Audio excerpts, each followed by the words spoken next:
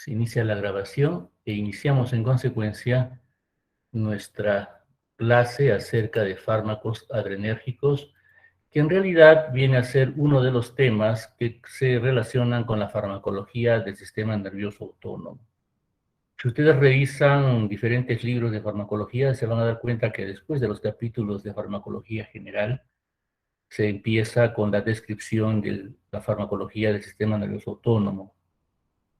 Y esto tiene pues su importancia en el sentido de que, como ustedes ya han podido esbozar en el curso anterior, más de un fármaco puede actuar sobre diferentes receptores, entre ellos aquellos que competen al sistema simpático o parasimpático, y de esta manera establecer efectos secundarios o colaterales e inclusive indeseables, como una potenciación o anulación de los efectos que se dan en estos sistemas simpático y parasimpático. Bien, vamos a empezar nuestra descripción del sistema de la farmacología del sistema nervioso autónomo haciendo un rápido recuerdo de la fisiología del sistema nervioso autónomo. Bien, en este sentido, recordemos nosotros que en nuestro organismo tenemos dispuestos el sistema nervioso central, el sistema nervioso musculoesquelético, que inerva el sistema motor, que inerva al músculo, a lo que es el músculo esquelético, que define movimientos voluntarios. Y tenemos también el sistema nervioso autónomo. Esta autonomía del sistema simpático y parasimpático se da pues dentro de ciertos límites, porque realmente, recuerden ustedes, uno y otro se originan en la médula espinal o el tronco cerebral. Tanto así que el sistema parasimpático tiene como sinónimo el cráneo sacro, o sea, se origina en los centros propios de los nervios que conforman los pares craneales, como también aquellos que conforman el plexo sacro. En cambio, la vía simpática se origina en la vía toracolumbar, en las neuronas que emergen de la médula cervical, perdón, torácica y lumbar. A partir de allí, entonces, emergen los nervios o las fibras nerviosas eferentes que van a tener diferente disposición anatómica. Bien, el sistema nervioso autónomo, como ustedes pueden ver allí, permite el control fino y el funcionamiento preciso de diferentes órganos y tejidos, en particular lo que son glándulas exocrinas, lo que es músculo liso y músculo cardíaco.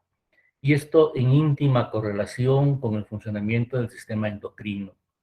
El sistema endocrino, a través de las diferentes hormonas que se liberan dentro del organismo, y la acción del sistema nervioso autónomo permite regular en forma rápida y precisa toda interacción que tiene el organismo con el medio.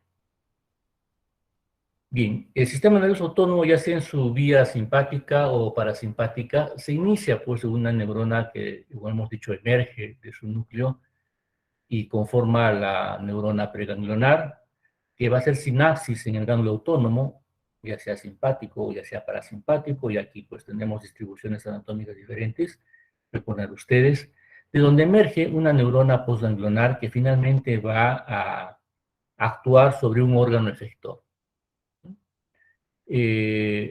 La transmisión sináptica en las neuronas, perdón, en los ganglios autónomos, ya sea de la división simpática o parasimpática, se hace utilizando acetilcolina y utiliza como principales receptores nicotínicos. Bueno, esta parte ustedes deben recordarla de su fisiología, si no es motivo para revisar un poco al respecto.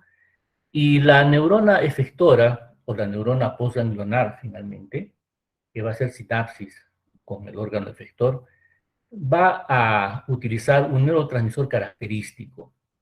Tanto así que en el sistema parasimpático el neurotransmisor sigue siendo la acetilcolina, y a partir de aquí la vía parasimpática también es denominada colinérgica.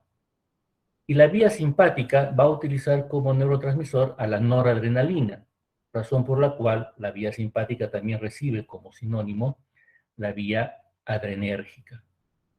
Entonces, la utilización del neurotransmisor en la parte en la cual la neurona postganglionar actúa sobre la célula efectora, determina que hablemos en concreto de vía adrenérgica o de vía colinérgica. Y cuando el fármaco puede actuar en estas correspondientes, hablaremos pues entonces de fármacos adrenérgicos o de fármacos colinérgicos. Lo cual inmediatamente nos lleva pues a tener presente que cuando hablamos de fármacos adrenérgicos son aquellos que van a actuar o van a tener acción en la vía simpática. Y por otro lado, cuando hablamos de fármacos colinérgicos son aquellos que van a actuar en la vía parasimpática. Entonces tenemos aquí que existen algunas excepciones a este principio general. En forma de resumen, podemos apreciar, por ejemplo, que la vía parasimpática hará sinapsis en su ganglio autónomo mediante acetilcolina. Tenemos la neurona postganglionar y a través de acetilcolina va a actuar sobre glándulas, músculo liso y corazón. En la vía simpática, en la figura en rojo, igual la acetilcolina actúa en el ganglio autónomo y aquí la neurona postganglionar a través de la norepinefrina también actúa sobre corazón, vasos sanguíneos, glándulas y otros órganos. La vía simpática también actúa en la médula de la glándula suprarrenal, pero no emergen nervios de la glándula, de esta médula suprarrenal, pero sí se libera adrenalina. Y esta adrenalina tiene la posibilidad de interactuar en aquellos órganos que tienen receptores adrenérgicos. Y la actividad corresponde pues a la actividad propia que también podría utilizar la vía simpática, ¿no? Ahora, observen ustedes que esta neurona preganglionar, cuando llega a la médula, libera acetilcolina, la cual produce liberación de adrenalina o epinefrina. Y acá tenemos una excepción bien concreta y que debemos tenerla muy en cuenta. La vía simpática, que va a inervar glándulas sudoríparas y algunos vasos sanguíneos, puede utilizar no solamente la acetilcolina a nivel de ganglio simpático, digo bien, sino también a nivel de célula efectora. Esta es una excepción que se da, especialmente a reconocer en las glándulas sudoríparas, ¿no?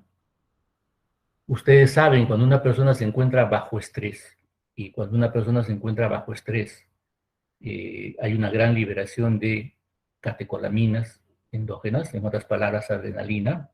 En otras palabras, podríamos hablar de una activación adrenérgica. La persona, entre otras cosas, muestra una sudoración excesiva, ¿no?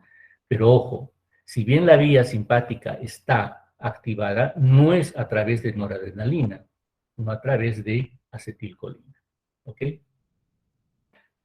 Muy bien. Hecho este recuerdo, vamos a precisar, pues, la manera en que algunos órganos van a responder a la estimulación adrenérgica o a la estimulación colinérgica. Le daremos especial énfasis a lo que es la vía adrenérgica. Pero como ustedes van a darse cuenta y recordar también, las actividades del sistema simpático es totalmente antagónico a lo que hace la vía parasimpática, ¿no? En rojo siempre tendremos la estimulación simpática o adrenérgica y en azul la estimulación parasimpática o colinérgica. Entre los sitios característicos donde va a actuar el sistema nervioso autónomo es en el ojo, en particular en los músculos que regulan la apertura pupilar. La vía simpática, por ejemplo, emergiendo de un ganglio cervical superior, ganglio cervical simpático superior, va a inervar el músculo radial del iris, cuya contracción produce midriasis. En cambio, la vía parasimpática, a través de una vía que emerge, vean ustedes, del tronco cerebral, y actuando en primera instancia a nivel de su ganglio autónomo, que está ubicado en el ganglio ciliar, va a inervar el músculo circular del iris, produciendo en este caso miosis. En consecuencia, la respuesta propia del sistema simpático cuando es activado es la midriasis o dilatación pupilar, y cuando se activa la vía parasimpática es la miosis o contracción de la pupila. Bien, las glándulas salivales también se encuentran activadas. Ustedes pueden ver tanto por la vía parasimpática como por la vía simpática. Y unas y otras demuestran diferentes actividades. La vía parasimpática o colinérgica estimula la secreción glandular a nivel de glándulas salivales. La vía adrenérgica más bien puede producir una disminución de esta actividad. Nuevamente tenemos a nivel de la glándula parótida, que es una glándula salival, pues tenemos iguales acciones. Quizás lo interesante del gráfico es recordar, o les ayude a ustedes a recordar cuáles son las vías neuroanatómicas correspondientes, ¿no? En el caso de las glándulas lacrimales, también tenemos una actividad a tener presente. La vía parasimpática, finalmente, a nivel del nervio lagrimal, que emergerá del ganglio que está ubicado a nivel del périgo palatino, produce estimulación de la secreción de la glándula lacrimal. La vía simpática, como hemos dicho que es antagónica, tiende más bien a disminuir esta secreción. Bien, a nivel de sistema circulatorio y sistema respiratorio, encontramos también respuestas muy características. Repito, aquí la invocación que ustedes puedan revisar con más calma posteriormente sus apuntes de fisiología al respecto. Bueno, la vía parasimpática a través del nervio vago, que se distribuye principalmente a nivel auricular, en otras palabras, a nivel supraventricular, va a tener una actividad especialmente referida a nivel del nodo sinusal y en el músculo auricular. En el nodo sinusal es característico que haya disminución de la frecuencia cardíaca y a nivel del músculo auricular una disminución de la fuerza de contracción. Poca actividad a nivel ventricular.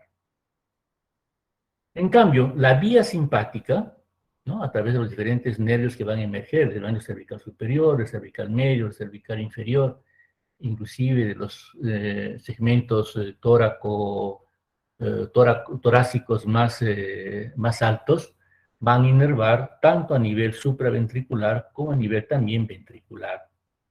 A nivel supraventricular, las principales acciones van a estar referidas a estímulo del nodo sinusal con aumento de la frecuencia cardíaca, a la facilitación de la conducción de impulsos auriculoventriculares y finalmente a nivel del músculo ventricular con una efectiva y notoria acción en el músculo ventricular, lo que lleva pues a un aumento en la fuerza de contracción, lo que se denomina en conjunto efecto inotrópico positivo. La vía adrenérgica a nivel del corazón va a tener 4 actividades sobre 4 propiedades cardíacas netamente positivas o estimulantes. La actividad cronotrópica positiva, aumento de frecuencia cardíaca, la actividad dromotrópico positiva, que facilita la conducción auriculoventricular, esto es que los impulsos generados en nodo sinusal podrán atravesar con facilidad el tabique auriculoventricular, distribuirse por el haz de His y finalmente llegar al músculo ventricular, donde el efecto inotrópico positivo permite que haya una mayor fuerza de contracción. Esto significa un mayor gasto cardíaco y también significará un aumento de presión arterial. Y finalmente, a nivel cardíaco, hablaremos de la función vasmotrópica positiva, es decir, aumenta la excitabilidad de la célula cardíaca. ¿Ya? Esto significa de que se hace más sensible a ciertos estímulos para desencadenar potenciales de acción, lo cual podría llevar en un extremo a actividad normal, o sea, facilitar la aparición de ciertos fenómenos de tipo arritmia cardíaca. A nivel respiratorio, a nivel pulmonar, la inervación del sistema parasimpático se va a dar en el músculo liso bronquial. La acetilcolina, el efecto colinérgico nuevamente de origen vagal, origina broncoconstricción, lo cual determinará en pacientes que tienen, por ejemplo, antecedente de asma o antecedente de enfermedad obstructiva pulmonar, inconvenientes con aquellos fármacos que presenten esta actividad colinérgica. Por otro lado, la actividad adrenérgica más bien facilita el fenómeno contrario, como hemos dicho, son fenómenos antagónicos.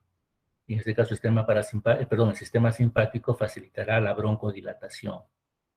Y de allí, entonces, el uso de muchos fármacos adrenérgicos como agentes broncodilatadores de amplio uso en lo que es el manejo del asma, en lo que es el manejo de enfermedad pulmonar obstructiva. De igual manera, tendríamos que mencionar que si tenemos fármacos que bloquean impulsos colinérgicos, podrían tener también actividad en estas patologías, lo cual es totalmente cierto, tal como ustedes lo revisarán en clases futuras.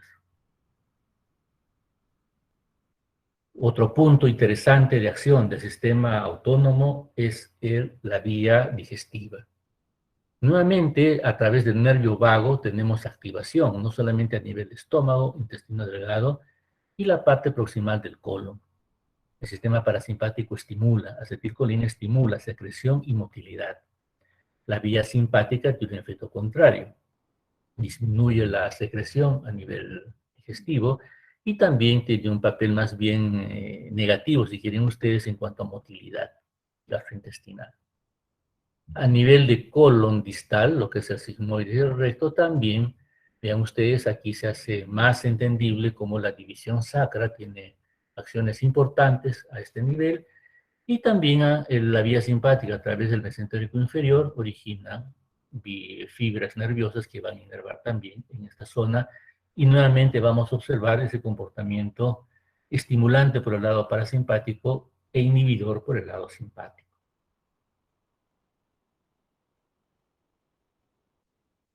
A nivel renal, también nosotros podemos observar algunos efectos importantes, ¿no?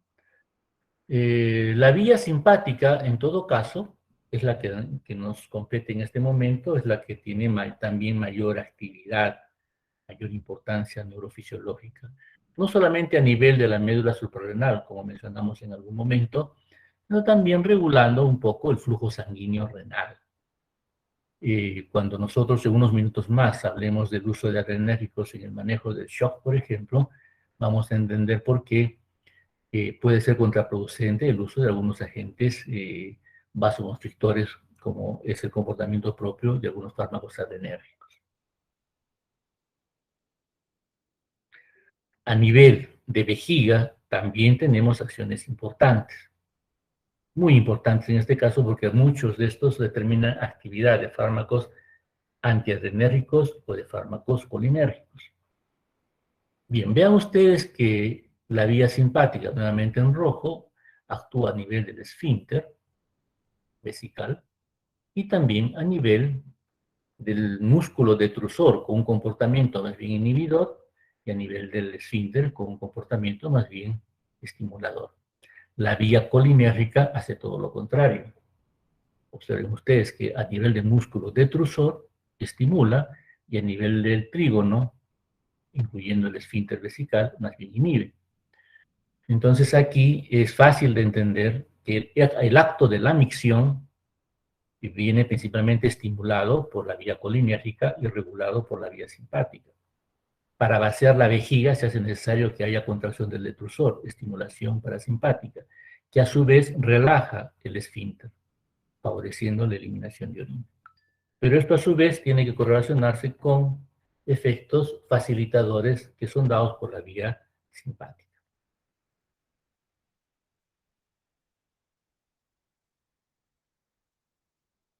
A nivel genital, finalmente tenemos también actividad importante. A nivel de genitales masculinos, la vía simpática está involucrada, vean ustedes por su distribución, principalmente con los fenómenos eyaculatorios. En cambio, la vía parasimpática, a través de los plexos hipogástricos, tiene que ver con flujo sanguíneo en los cuerpos cavernosos y esto con la erección. Entonces, los efectos colaterales que puedan tener algunos fármacos a nivel simpático, parasimpático, por acción directa o por bloqueo, determina comportamientos que pueden alterar, determina efectos que pueden alterar la vida sexual del paciente, lo cual tiene que ser bien conocido para poder advertir o evitar en nuestros pacientes. A nivel del sistema genital femenino también encontramos acciones características a nivel del músculo uterino, por ejemplo. La vía parasimpática, la vía colinérgica estimula la motilidad y la vía simpática más bien inhibe. Y allí podemos entender por qué algunos fármacos adrenérgicos van a tener actividad en la regulación de la motilidad uterina, lo cual puede ser utilizado pues, cuando hay amenaza de parto prematuro o hay amenaza de parto inmaduro, entre otros aspectos. Bien, de lo que hemos dicho entonces en forma de resumen, nosotros podemos mencionar que el sistema adrenérgico presenta como acciones a nivel periférico excitador, como ustedes pueden ver, el músculo liso de vasos sanguíneos, incluyendo la piel, riñón y mucosas.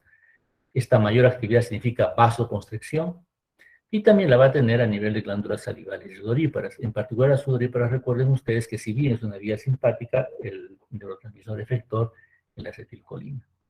También manifiesta a nivel periférico funciones inhibidoras. En este caso, a nivel de músculo liso intestinal, produce una relajación. A nivel de músculo liso bronquial, produce también relajación, en otras palabras, broncodilatación. Y a nivel de los vasos del músculo estriado, también produce vasodilatación. A nivel cardíaco, mencionamos las 4 propiedades que son estimuladas: el efecto cronotrópico positivo, el efecto inotrópico positivo, el efecto batmotrópico positivo y en la conducción el efecto dromotrópico positivo. A nivel metabólico también se aprecian actividades importantes. A nivel del hígado puede haber estimulación de la liberación de glucosa a través de la degradación del glucógeno hepático. A nivel muscular, pues puede haber degradación de glucógeno, pero no va a haber elevación de la glicemia. Recuerden ustedes, porque el músculo no puede exportar glucosa. A nivel del tejido adiposo hay pues lipólisis, lo que significa liberación y movilización de ácidos grasos libres. A nivel endocrino es una función importante, participa en la regulación de liberación de insulina, de renina y también de hormonas hipoficiarias. En cuanto a la renina, es importante recordar aquí pues todo lo que se refiere a la regulación de la presión arterial. En sistema nervioso central no podríamos hablar propiamente de efectos simpáticos, ¿no? Porque los efectos del sistema simpático son periféricos. El sistema nervioso central involucra actividad a nivel de encéfalo y a nivel de tronco cerebral.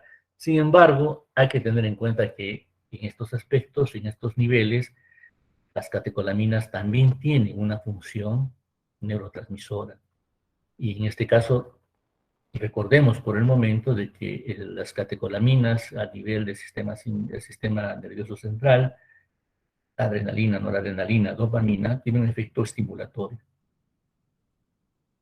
Entonces, esto puede llevar finalmente a una regulación por inhibición, porque también hay mecanismos inhibitorios presinápticos principalmente, y por otro, facilitación de diferentes vías de neuroquímicas que participan a nivel del sistema nervioso central. Bien.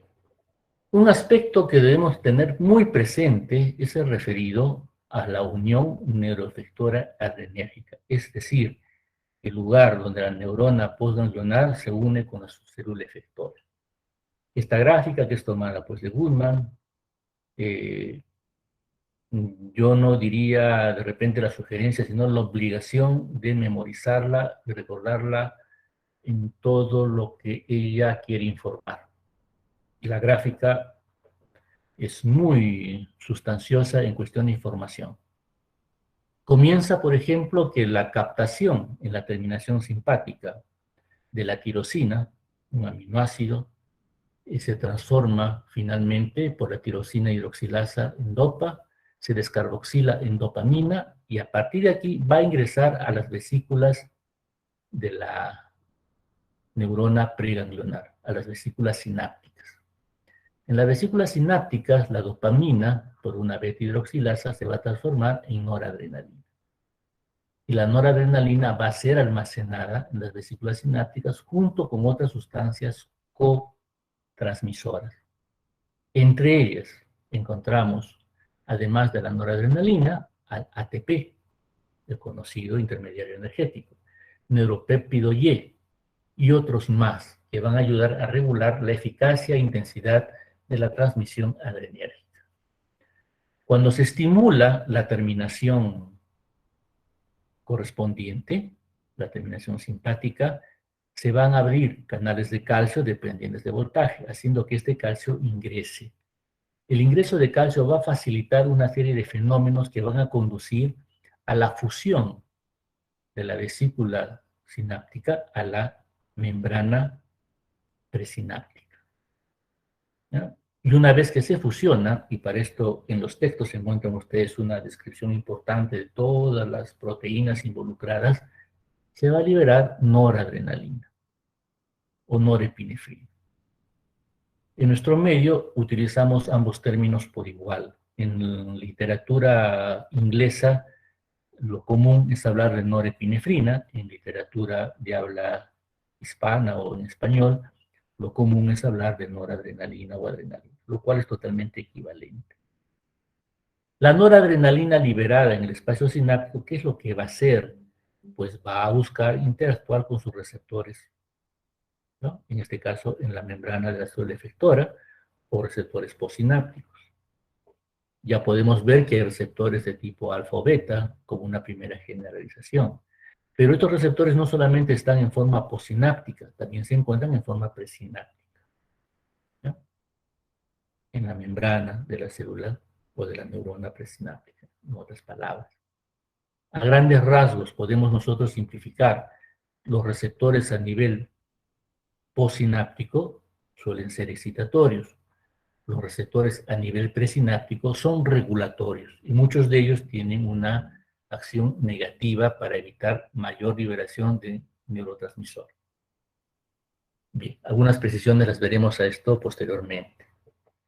Lo que hay que tener muy presente también es de que en este espacio sináptico simpático, la noradrenalina, en un principio propio de transmisión sináptica, el neurotransmisor no puede quedarse permanentemente estimulando o actuando en sus receptores postsinápticos porque puede producir daño, inclusive muerte celular. Entonces la acción es rápida, fugaz, y se necesita remover el neurotransmisor entonces de este espacio sináptico. ¿Cómo nosotros lo podemos remover? Bueno, cualquier neurotransmisor tiene dos formas de ser eliminado del espacio sináptico. O se degrada o se recaptura.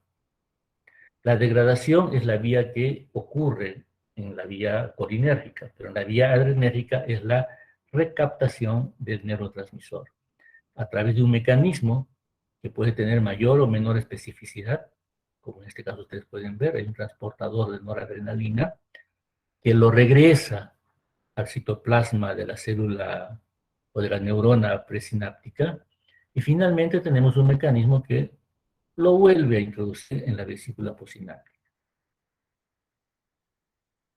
La acción de la cocaína y la reserpina, en este caso ustedes ya intuyen que tiene una actividad negativa, o sea que va a inhibir recaptación de la noradrenalina, y la reserpina va a impedir que la noradrenalina recaptada reingrese a la vesícula sináptica, va a tener connotaciones farmacológicas muy importantes. No solamente del espectro farmacológico académico, sino sobre todo del aspecto toxicológico. Bien, recordemos que el receptor adrenérgico, ¿no? Recordemos que el receptor adrenérgico es un receptor ligado a proteínas G, tiene 7 segmentos transmembrana, en la cara citoplasmática, pues tenemos las proteínas G, alfa, beta y gamma, ¿no? Cuando se une el receptor en este caso la adrenalina o noradrenalina a su receptor, se origina un intercambio donde se desplaza GDP y se desplaza por GTP, ¿no? Esto lleva a separación de las unidades beta y gamma que van a tener actividad en otro lado de la célula, y la subunidad alfa, por lo general, va a tener acción sobre la adenilciclasa, ya sea estimulándola o inhibiéndola, ¿no? Y a partir de la actividad de la adenilciclasa se genera AMP cíclico, por ejemplo, y a partir de ahí se genera toda una secuencia de reacciones intracelulares que van a conducir finalmente a los diferentes efectos propios de los adrenérgicos. Y aquí entonces ya podemos recordar y definir un poquito mejor las subclases de receptores. Tenemos dos grandes clases, las alfa y los beta, ¿no? Los alfa los podemos a su vez subdividir en alfa 1 y alfa 2, y los beta en beta 1, beta 2, beta 3. Es importante recordar aquí, desde el punto de vista farmacológico, la distribución que suelen tener estos receptores, y a partir de allí la actividad que van a determinar, porque de esa manera podemos deducir podemos correlacionar la actividad de un fármaco, en este caso con su efecto adrenérgico. Desde el punto de vista más académico, resulta o puede resultar interesante tener presente qué tipo de proteína G se ve estimulada. Como ustedes pueden ver, en los receptores alfa tenemos como principales proteínas G estimuladas las de tipo GI y GQ, lo cual, entre otras cosas, ¿no?, determina, en el caso de GQ, la estimulación de la vía dependiente de calcio, del fosfatidilinositol, de proteína de la lipasa tipo C, etc. La elevación del calcio finalmente conducirá en el músculo liso a la contracción, lo cual puede ser muy visible a nivel, por ejemplo, a nivel de vejiga, a nivel del esfínter y trigono vesical, y también a nivel del fenómeno de eyaculación, con poco efecto a nivel gastrointestinal. A nivel hepático, la acción de alfa-1 tiene como efecto producir degradación del glucógeno y liberación de la glucosa con elevación de la glicemia. Los alfa-2 lo hacen, vean ustedes, a través de GI y GO, que son receptores más bien de tipo inhibitorio. Es más, GI significa inhibitorio y G sub O está más relacionado con actividad sobre canales. Abre canales de potasio, cierra canales de calcio, lo cual, entre otras cosas, va a determinar pues, una regulación en cuanto a poder liberar ciertos neurotransmisores o ciertas hormonas. Es comprensible entonces por qué hay disminución de secreción de insulina y por qué disminuyen las terminaciones nerviosas, liberación de noradrenalina o la misma acetilcolina. A nivel de plaquetas también se encuentran receptores alfa-2 que están muy relacionados con el fenómeno de agregación plaquetaria. Bien, a nivel de receptores beta, empezaremos diciendo que receptores beta 3 con una actividad importante a nivel de tejido adiposo, en este momento no tienen correlato farmacológico. A nivel experimental podríamos hablar de muchos reportes al respecto, pero todavía no tenemos fármacos que, por su actividad a nivel de receptores beta 3, tengan relevancia terapéutica. Simplemente recordemos que la acción sobre receptores beta 3 conduce a activación de la lipólisis. Los efectos beta 1 están referidos principalmente a nivel del corazón, estimulación, de esas 4 propiedades que mencionamos anteriormente. Pero también se encuentran a nivel del aparato yuxtaglomerular, donde la activación de receptores beta 1 produce liberación de renina.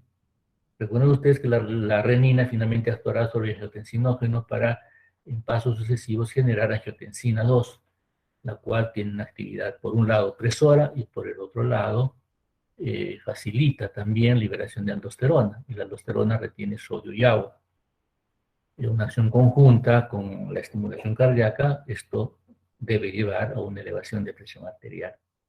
Entonces, recuérdese ya por fisiopatología que la estimulación del aparato del complejo yuxtaglomerular tiene que ver con aquellos fenómenos en los cuales disminuye la presión a nivel renal, lo que significa que no hay una buena perfusión, no solo de riñón, sino de otros órganos, y en consecuencia, para no dejar a estos órganos y otros más en isquemia, hay que favorecer la retención de líquidos y la presión de perfusión para mantener su vitalidad.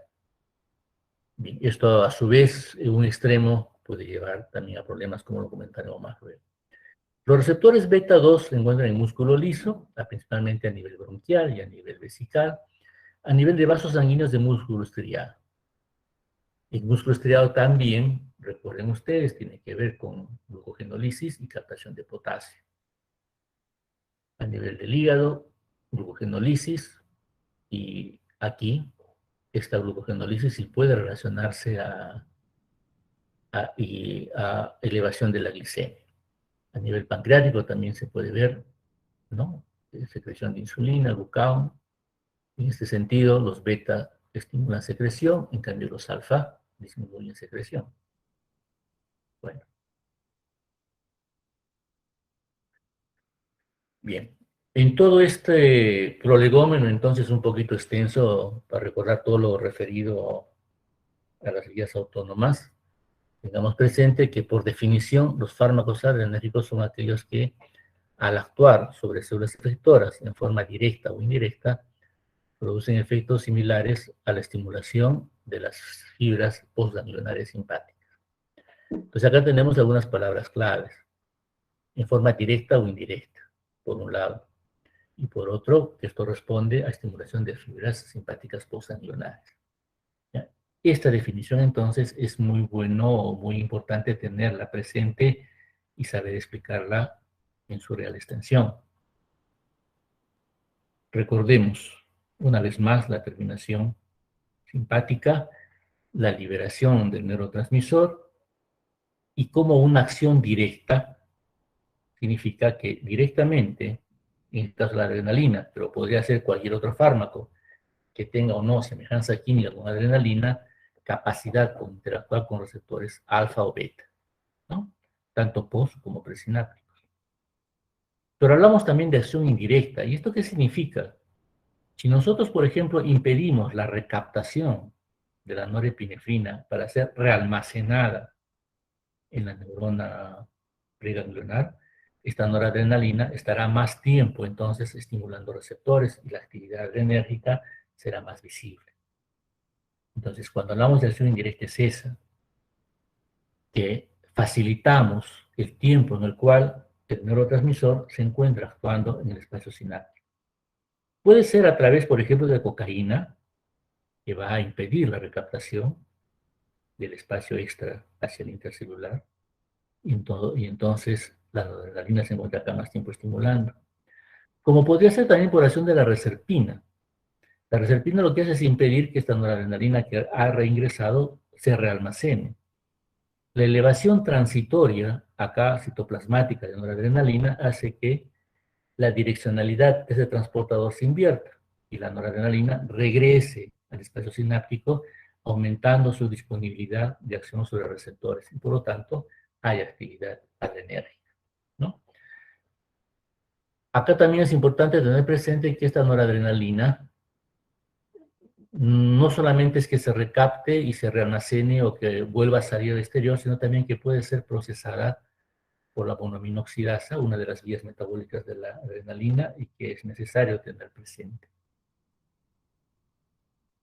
Los fármacos de acción indirecta, entonces, si nosotros queremos resumir, podemos decir lo que puede actuar a nivel de acá, de receptor o de transportador de noradrenalina, de recaptación de noradrenalina, ¿no? Que va a regresar a este neurotransmisor del espacio sináptico o extracitoplasmático a citoplasmático mediante un contransporte con sodio, ¿no? Recuerden, el sodio es más concentrado en el exterior celular, entonces arrastra por gradiente de concentración, en este caso, a la noradrenalina.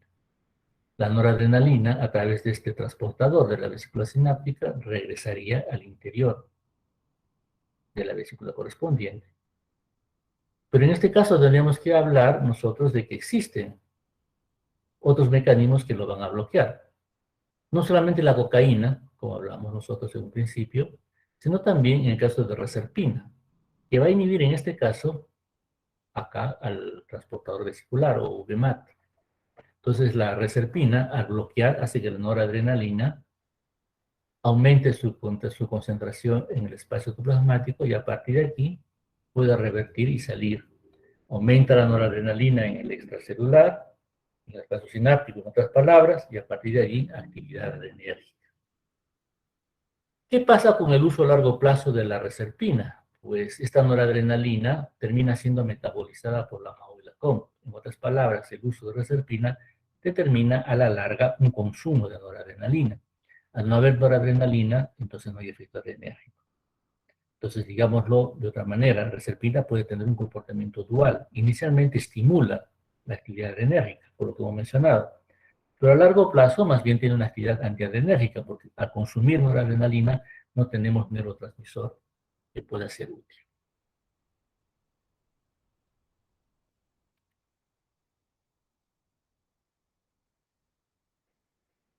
¿No? Y esto es más o menos lo que estaba mencionando. Pero no solamente debemos hablar de reserpina, sino también de otros fármacos como el guanadel, guanetina y otros más que impiden o desplazan la noradrenalina de la vesícula sináptica hacia el lado citoplasmático. Esta noradrenalina aumentada inicialmente regresará al espacio sináptico con actividad enérgica, pero dijimos, cuando hablamos a largo activación, o mejor dicho, actividad en un plazo más bien largo de receptina, o en este caso de guanetidina, encontramos que la noradrenalina progresivamente va a ser degradada por la monoaminoxidasa a nivel mitocondrial. En otras palabras, se consume la noradrenalina, se va consumiendo, y la estimulación adrenérgica inicial se va a transformar, como dijimos, en un mecanismo antiadrenérgico finalmente, o de bloqueo adrenérgico. Bien, sobre esto entonces, que puede requerir una revisión adicional posterior, encontramos que los fármacos adrenérgicos pueden clasificarse de la siguiente manera: de acción directa y de acción indirecta.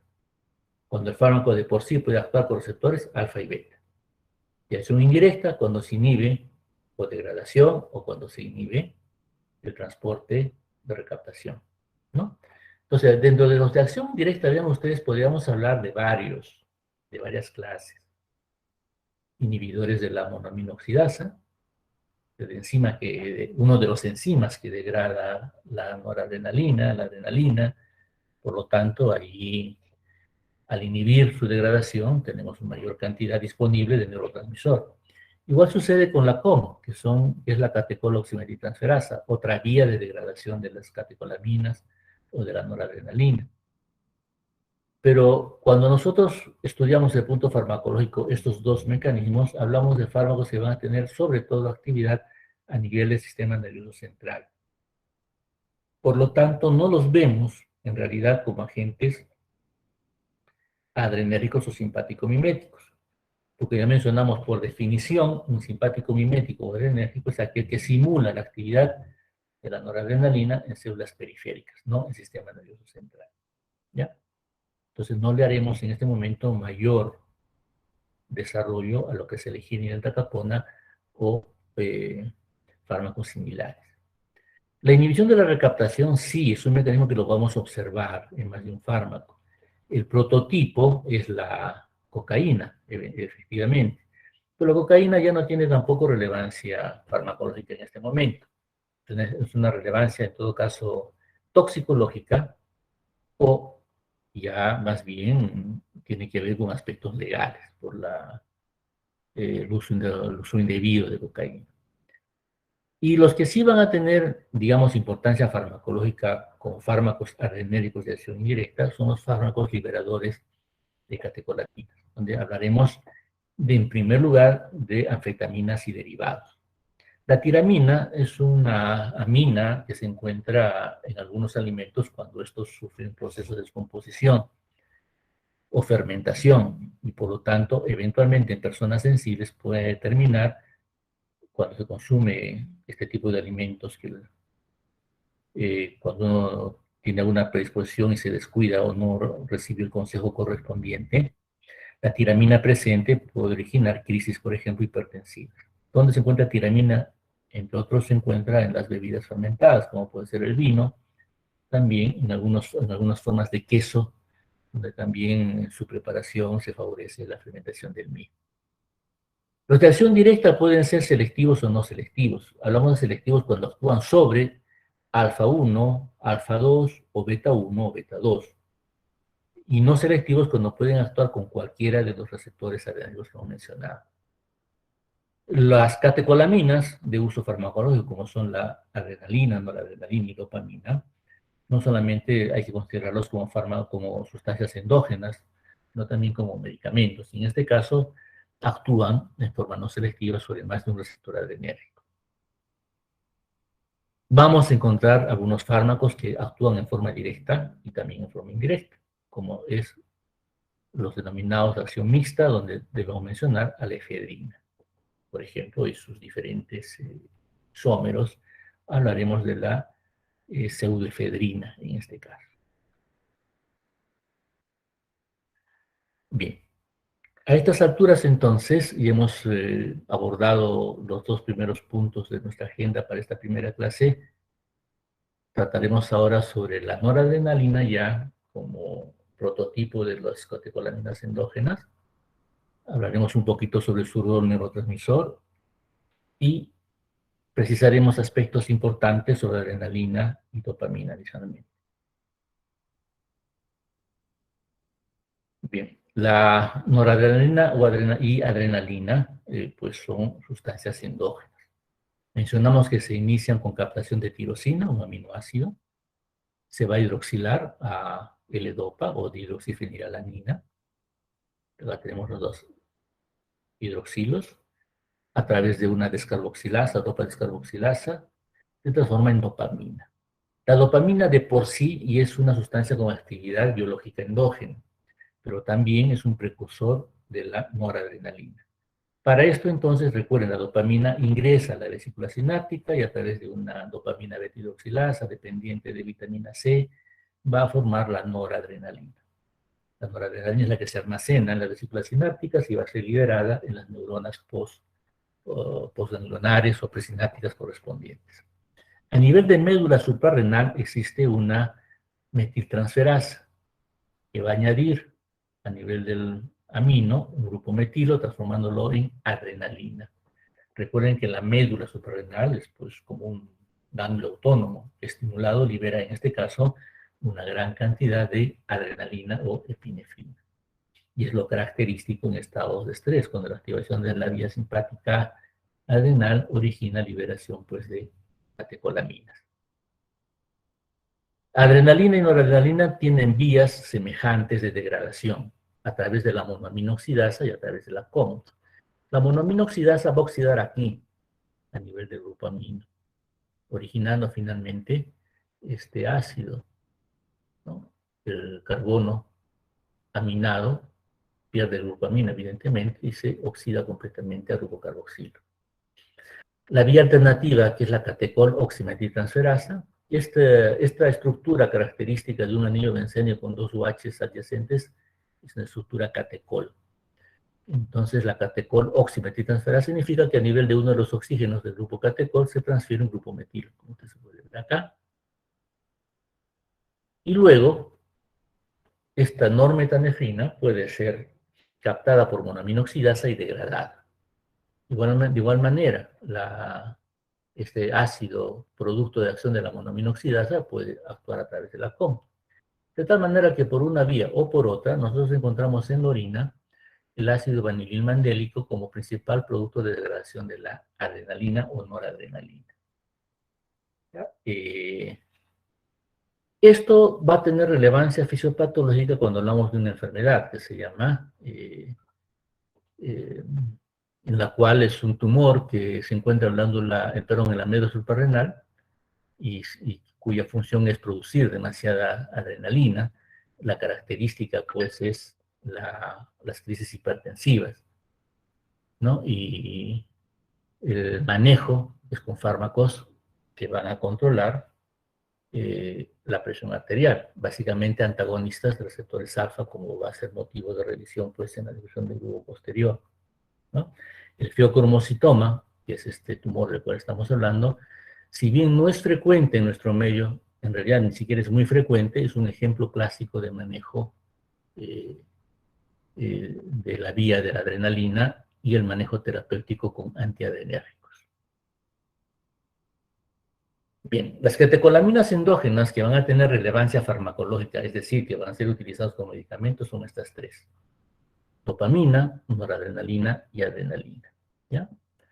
El que más se utiliza, evidentemente, es la adrenalina, ¿no?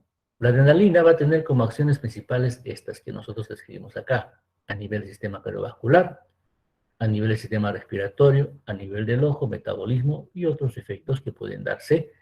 Y a través de estas acciones ustedes pueden deducir o definir algunas aplicaciones de esta sustancia.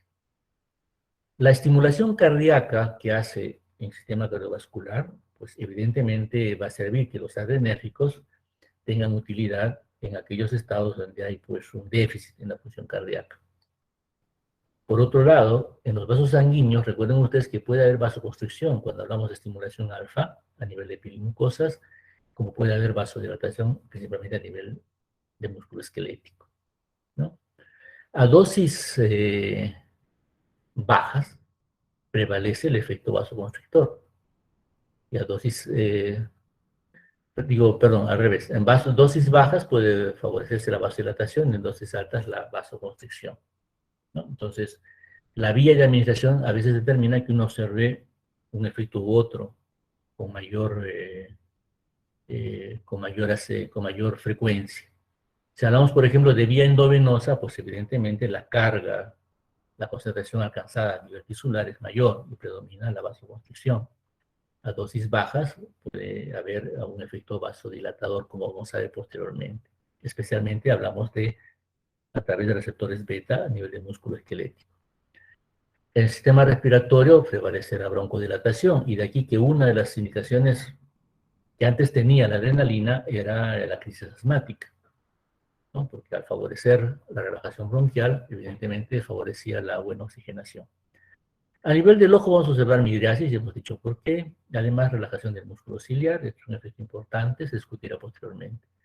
A nivel de metabolismo, la glucogenólisis con elevación pues, de la glicemia, y a nivel de tejido adiposo, la lipólisis también puede ser importante. Otros efectos, especialmente a nivel del sistema nervioso central, no los vamos a mencionar, porque en realidad su ocurrencia va a ser rara debido a que la adrenalina a nivel periférico se va a degradar. Su tiempo de vida medio es muy breve, ¿no? A nivel genitourinario también diremos que sus efectos suelen ser no relevantes. Bien, el estudio experimental, por ejemplo, cuando uno estudia el efecto de la adrenalina en la presión arterial, pues observa, por ejemplo, esta gráfica corresponde a un perrito anestesiado, canulado, al cual se administra adrenalina. Vean ustedes cómo se dispara la presión arterial, ¿no? 140, 160, presión, vemos que se eleva hasta 240, 230. El efecto es breve, rápidamente regresa a cifras normales. Bien, pero ¿qué sucede si nosotros antes de administrar adrenalina le administramos un agente bloqueador alfa? La curva que observan ustedes es totalmente diferente. La presión cae. La importancia de los receptores alfa para determinar elevación de presión arterial. Porque si yo los bloqueo, más bien hay disminución de la presión. ¿Qué pasa si yo bloqueo receptores alfa? Pues predomina el efecto beta, que es vasodilatador. Al haber vasodilatación, disminuye resistencia vascular periférica y por lo tanto disminuye presión arterial. La administración previa de un bloqueante alfa a la administración de adrenalina determina la inversión. Y esa inversión del efecto en presión arterial se denomina efecto Dale, un fenómeno experimental que eventualmente se puede observar en la práctica clínica. Bueno, acá nuevamente el efecto opresor, solo que en este caso, acá la flechita indica el momento que se emite la adrenalina. El mayor aumento es en la presión diferencial. Recuerden que la presión arterial tiene dos valores, sistólica y diastólica. Y el intervalo entre ambas, la presión diferencial. La presión sistólica aumenta mucho. ¿Por qué? Por estimulación cardíaca, hemos dicho ya. Y la diastólica, que refleja un poco el tono vascular, puede no elevar en una magnitud semejante, debido a que hay fenómenos de vasodilatación, pero la diferencial aumenta, ¿ya? Estos efectos que ustedes observan aquí en el panel superior, la fecha realmente es la administración de adrenalina, se dan a nivel de la cápsula esplénica en el perrito, o sea, el tejido contráctil que hay en el vaso. La contracción del músculo liso correspondiente determina disminución del volumen, y esto se puede medir, una técnica denominada pletismografía, ¿no? Está basada en que un cuerpo sumergido en el agua determina un desplazamiento de volumen que corresponde pues al volumen que ocupa el órgano en este caso. Si el órgano se contrae y se hace más pequeño, entonces el volumen desplazado es menor, y es lo que se mide, ¿no? Entonces la contracción que origina la adrenalina origina contracción del vaso, disminución de volumen por un espacio de tiempo hasta que recupera, otra vez se relaja, se llena de sangre y bueno, y recupera dimensiones normales. El trazo inferior, nuevamente la flechita indica administración de adrenalina, se está midiendo en este caso la motilidad intestinal. Vean ustedes, hay ondas de contracción propias del sistema digestivo, periódicas, que administra adrenalina y luego viene por un lapso de tiempo corto en sí, pero es evidente que no hay contracciones y luego se va recuperando nuevamente la motilidad.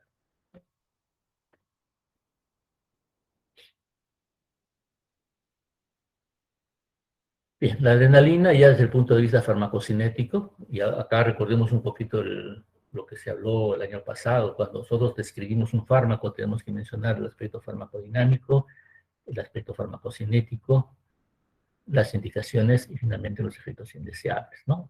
Que pueden inclusive determinar las contraindicaciones.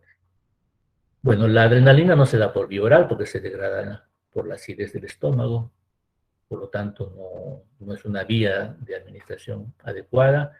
Se puede dar por vía subcutánea, lo que determina una absorción lenta, porque produce vasoconstricción de los vasos sanguíneos en el sitio donde se aplica, y esto determina pues efectos lentos y de baja magnitud, ¿no? El efecto es rápido por recaptación, ya sabemos por qué, y también rápido metabolismo, que es a partir de la monoaminoxidasa de la POM, se excreta en la orina, y hemos visto el VMA, ácido vanilindélico, tiempo de vida medio es muy breve, 20 segundos, ¿no? Ahora, por sus efectos de estimulación cardíaca, tiene efectos a nivel cardiovascular, en el paro cardíaco, shock anafiláctico, a nivel respiratorio, era utilizado en la bronquial, pero acá había que tener mucho cuidado porque si el paciente es hipertenso, no podemos más bien con la adrenalina producir problemas de estimulación de la presión arterial. Y otro uso difundido que tiene es asociarlo con anestésicos locales para que al producir la vasoconstricción esté más tiempo el anestésico en tejidos y de esa manera aumenta el tiempo de acción. Las contraindicaciones pues son un reflejo de la actividad excesiva y anormal que va a tener, especialmente el sistema cardiovascular. La hipertensión grave no controlada es fácil de entender. Si el paciente es hipertenso, le damos un agente presor, pues la presión va a dispararse y pueden sobrevenir accidentes cerebrovasculares importantes, ¿no? En caso del hipertiroidismo sucede algo parecido. El exceso de hormona tiroidea a nivel del organismo tiene un efecto promotor de la expresión de receptores adrenérgicos, con mayor, digamos, proporción a nivel cardíaco. Entonces, si un paciente es hipertiroideo y recibe adrenalina, pues es muy probable que conduzcamos al paciente hacia cuadros hipertensivos graves o la generación de arritmias por sobreestimulación cardíaca. La angina de pecho, como ustedes también deben recordar, es un cuadro doloroso que se da a nivel del corazón, a nivel precordial, debido a una disminución de la perfusión del músculo cardíaco, ¿no? Entonces, si la adrenalina produce vasoconstricción y por lo tanto disminuye el calibre de los vasos coronarios, pues simplemente se va a facilitar la generación de ataques de angina, y no solo eso, sino que puede conducir inclusive a procesos isquémicos que pudieran terminar en un infarto cardíaco. La noradrenalina o norepinefrina tiene un comportamiento bastante similar al de la adrenalina. Sin embargo, ¿qué diferencias hay que mencionar? La noradrenalina es básicamente un agente alfa. Los efectos alfa, beta se dan, pero los alfas son más importantes. Esta vasoconstricción intensa, entonces, puede producir desde isquemias en el sitio local de administración, como también repercutir, sobre todo a nivel renal. A nivel renal, la isquemia puede generar insuficiencia renal aguda. Por su acción vasoconstrictora, la noradrenalina es un agente presor muy utilizado, especialmente en el shock séptico, ¿no? Pero en un paciente bajo otras condiciones, el aumento de presión puede ser más bien nocivo. La farmacocinética nos dice es igual que adrenalina, indicaciones es el tratamiento de shock. Es más, en su momento hablaremos, me imagino, en clase de shock. El shock son diferentes formas. La adrenalina o noradrenalina, en todo caso, no se utiliza, por ejemplo, en un shock hipovolémico, donde lo que hay que hacer es reponer volumen. La noradrenalina se va a utilizar básicamente en el manejo del shock séptico. Efectos indeseables dependientes de la enérgica vasoconstricción. Cuando se aplica la noradrenalina hay que aplicarla por vía endovenosa. Si ustedes la aplican por vía subcutánea, produce necrosis del tejido subcutáneo. Por igual razón, cuando uno indica la administración de noradrenalina, tiene que estar absolutamente segura que se ha canalizado una vena periférica gruesa, de que no se ha desplazado la aguja o el catéter. De lo contrario, se puede producir, pues, necrosis por extravasación.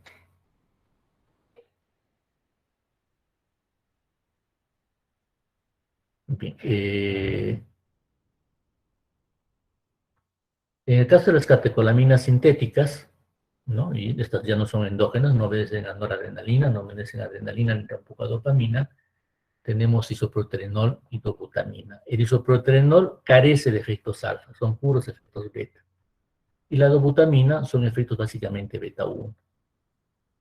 ¿No? La dobutamina, por ejemplo, en realidad el medicamento considera isómeros, el positivo, el negativo, el más, el menos. El isómero más es un agonista beta 1 y antagonista alfa 1. El isómero levo negativo es un agonista alfa 1.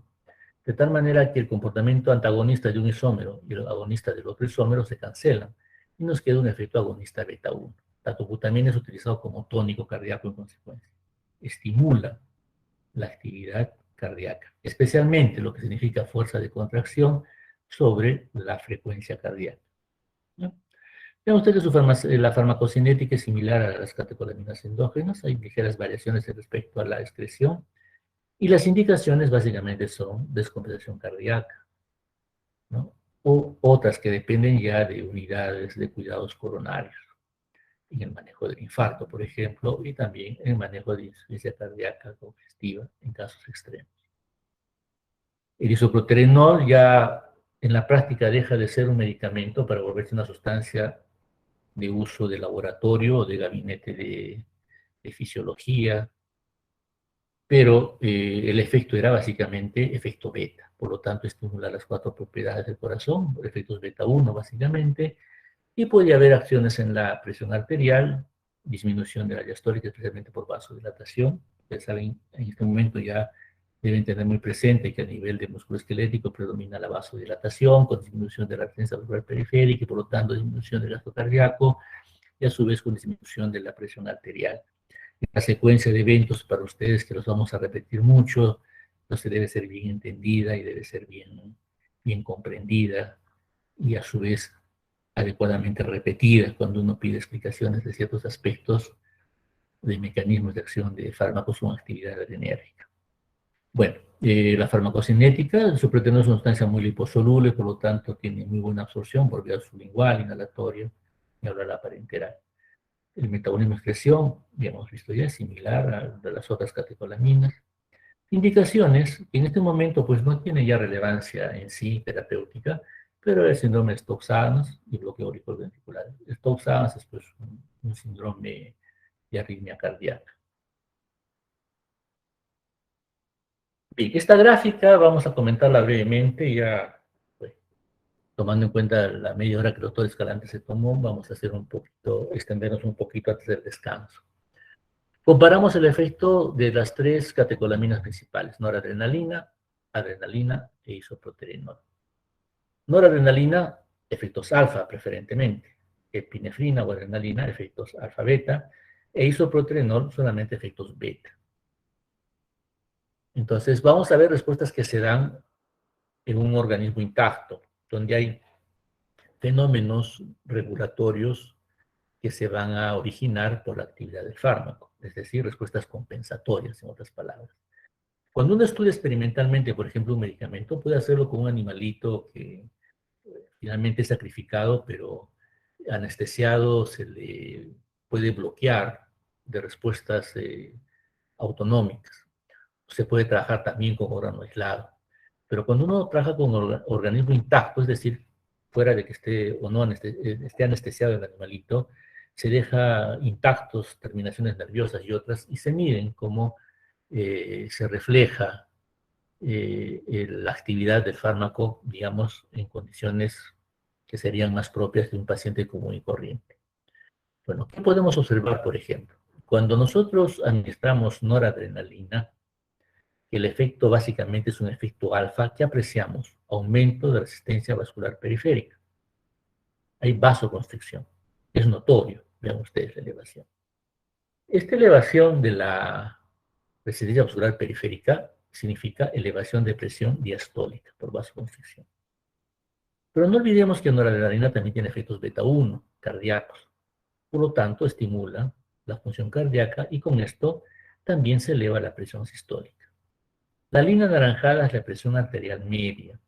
Es un valor dentro de la fisiología, revísenlo ustedes, muy importante.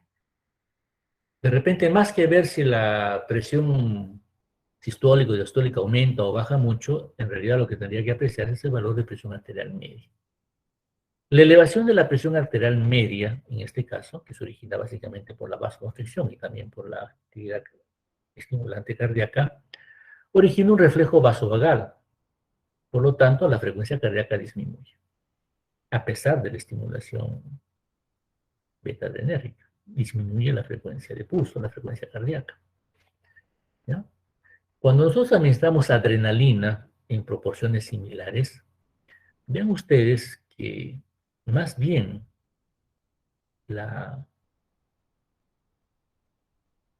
la resistencia periférica disminuye. Esto quiere decir que no hay vasodilatación, no hay vasoconstricción, sino predomina la vasodilatación. De tal manera inclusive que la presión diastólica puede caer. Y esto se da por efecto beta, sobre todo a nivel musculoesquelético. A nivel de piel y mucosas, el efecto es alfa. Pero cuando damos la adrenalina en dosis bajas, como sería esta, entonces predomina el efecto vasodilatador. Pero la frecuencia de pulso aumenta. ¿Y por qué aumenta la frecuencia de pulso? Acá dos fenómenos a tener en cuenta. Primero, por efecto beta 1 estimulante, cronotrópico positivo. Pero vean ustedes la presión arterial media. Está prácticamente igual. Por lo tanto, estamos en un valor neutro que no va a afectar la actividad beta. En este caso, la adrenalina beta 1 estimulante de la frecuencia cardíaca. ¿Qué pasa cuando damos isoproterenol? Isoproterenol es básicamente beta 1 y beta 2 a la vez. Vean ustedes que al no haber alfa, que predomina el efecto beta musculoesquelético, disminución de resistencia vascular periférica con caída de presión diastólica. Puede haber una pequeña elevación de la presión sistólica porque se estimula por beta 1 el corazón, pero la presión arterial media cae. Y esa disminución de la presión arterial media origina un reflejo que más bien tiende a elevar la frecuencia cardíaca. Entonces, vean ustedes las diferencias de curvas. Una donde predomina el efecto alfa, donde alfa y beta están por igual, y donde predomina beta, ¿no? Cómo las respuestas varían en el paciente o, en todo caso, la entidad de estimulación intacta.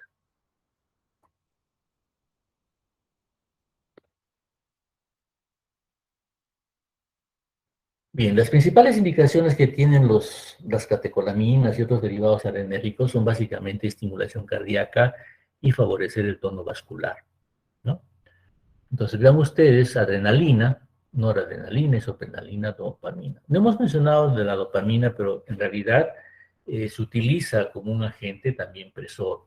Y los efectos de dopamina van a depender de la dosis utilizada.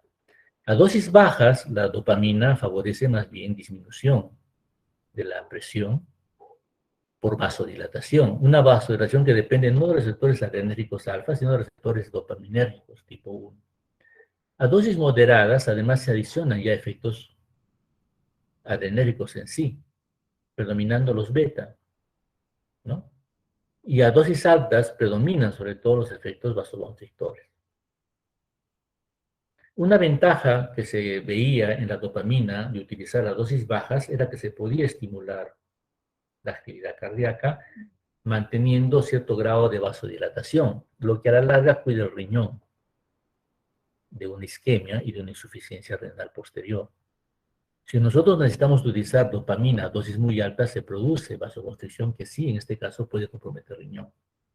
Entonces, el uso de dopamina como agente presor depende mucho de la respuesta que haya en el caso de si la utilización significa dosis bajas o dosis altas.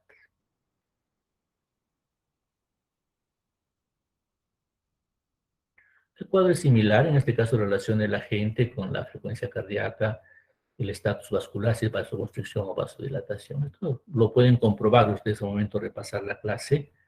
Nos va a ayudar en todo caso a ver si hemos comprendido bien los mecanismos. Desde el punto de vista terapéutico, especialmente cuando hablamos de shock séptico, entonces tenemos dos corrientes de manejo. En el shock séptico, debido a la infección que tiene el paciente, se produce pues, una descarga de toxinas y respuestas compensatorias que finalmente llevan pues, a un estado de hipotensión.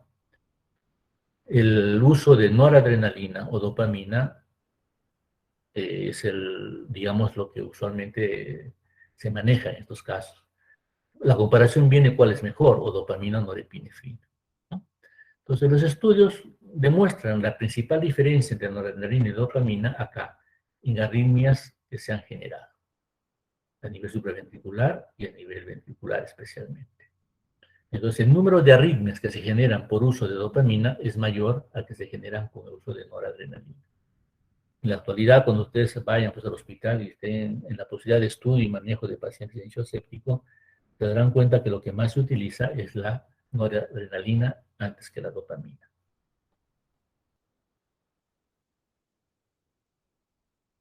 En presentaciones de adrenalina, noradrenalina, por lo menos adrenalina hay que tenerla muy presente. La adrenalina es un medicamento de uso en la emergencia, recuerden ustedes, en el shock anafiláctico, tan común de poder encontrarlo, entonces debemos tener siempre una ampollita de adrenalina, perdón, en nuestro maletín de emergencia, ¿no? La bibliografía que ustedes puedan revisar al momento de repasar esta clase la tienen ustedes ahí. Bien, una clase un poquito larga, en realidad la temática de revisión inicial más lo propio del sistema adrenérgico hace que uno sea un poco extenso, pero esto nos sirve para que nuestra siguiente clase no sea tan larga. Si hay alguna pregunta, por favor. ¿Hay alguna pregunta que podamos absorber? ¿Que deseen Doctor, hacer? sí, Sí, bueno, consulta. Con lo que menciona de la dopamina, con dosis bajas, esta preserva la función del riñón, porque tiene su acción vasodilatoria correcta. Y a dosis el uso altas, sí, correcto. A ver, para ubicarnos un poquito en el contexto. Un paciente que está en estado de shock significa que su presión arterial ha caído. Por lo tanto, no hay una buena irrigación de los diferentes órganos, incluyendo los principales, como son cerebro, hígado, corazón, riñones, ¿no? Entonces, normalmente cuando una persona entra en shock, cuando el paciente entra en shock, el organismo solito descarga catecolaminas, descarga adrenalina y noradrenalina. Recuerden que tienen efectos alfa y beta. Los efectos alfa son vasoconstrictores y si actúan a nivel renal, pueden producir vasoconstricción de los vasos renales, haciendo que el riñón no se irrigue. Y al no irrigarse el riñón, en otras palabras, al entrar en isquemia, se va a dañar, alterándose la función renal. Entonces, de por sí el estado de shock puede condicionar isquemia renal, que finalmente nos va a dar una insuficiencia renal aguda. Entonces, ¿qué hacer con el paciente que está en estado de shock y que hay que suponer que además de por sí ha descargado un montón de catecolaminas endógenas? Si le damos noradrenalina, por así decirlo, se va a vasocontraer más todavía, favoreciendo la isquemia renal. Si finalmente tratamos al paciente, lo tratamos con insuficiencia renal y tiene que pasar a diálisis. Entonces, la postura era utilizar la dopamina. La dopamina podía reforzar la actividad cardíaca, elevando la perfusión, y a su vez produciendo vasodilatación renal, cuidando el riñón. Pero cuando el estado de shock es importante, hay que utilizar más dopamina. Y si utilizamos más dopamina, ya perdemos ese efecto protector renal y caemos en lo que hace cualquier catecolamina, produciendo una intensa vasoconstricción con daño renal. Ahora, cuando el paciente está en estado de shock y finalmente se nos va a morir porque no irriga órganos, pues las medidas son heroicas en realidad. Ahora, el uso de noradrenalina, en este caso, que uno podría pensar que, bueno, el vasoconstrictor y va a dañar el riñón igual, sin embargo, puede ser tan igual como la dopamina en dosis altas. Y en este caso, la dopamina no es mejor que la noradrenalina, porque la dopamina produce además, eh, produce arritmias cardíacas, ¿no? Entonces el estudio comparativo ha determinado eso. ¿Alguna otra inquietud? Sí, de acuerdo. Es último que mencionó, ¿no era que la dopamina causa menos efectos adversos? En el ensayo que me mostró en las No, no, diapositivas. no. Ustedes pueden revisar después Ya. la gráfica y van a darse cuenta que la dopamina está más relacionada con los efectos arrítmicos que la noradrenalina. Ahí, sí. Por eso es que ustedes les decía, cuando ustedes vayan a hacer su clínica, hagan sus rotaciones en el hospital en su momento y vean, tengan pacientes con en shock séptico, que es bastante común, pues van a darse cuenta de que lo que se les medica no es dopamina, lo que les medica es noradrenalina. ¿Alguna otra inquietud? Gracias. Bien, entonces vamos a dar 10 minutos de descanso, ¿ya? Para empezar con la clase de adrenérgicos 2. ¿Ya? Entonces, temporalmente vamos a salir.